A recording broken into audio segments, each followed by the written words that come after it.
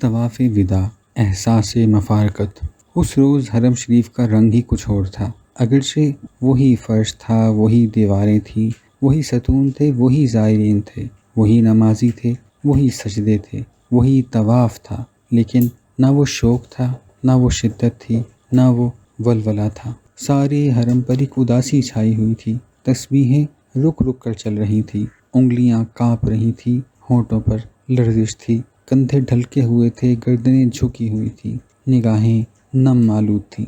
مطاف میں وہ جوش نظر نہ آتا تھا۔ طواف کرنے والے رک رک کر چل رہے تھے، جیسے ڈرتے ہوں کہ طواف ختم نہ ہو جائے۔ اس وقت زائرین طواف وداع میں مصروف تھے۔ خانہ کعبہ کے حضور، وہ ہمارا آخری دن تھا، آخری حاضری۔ اس روز ہم سب زائرین نہیں بلکہ حاجی تھے۔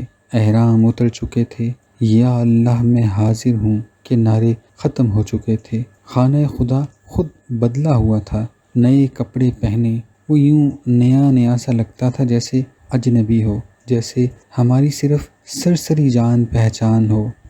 خانہ کعبہ کی منڈیر خالی پڑی تھی، کوئی وہاں سے جھانک نہیں رہا تھا۔ صرف منڈیر ہی نہیں، سارا کوٹھا خالی پڑا تھا۔ اس کو دیکھ کر محسوس نہیں ہوتا تھا کہ وہ آباد ہے، اس میں وہ احساس موجودگی نہ تھا، یوں لگتا تھا جیسے وہ خالی بت ہو۔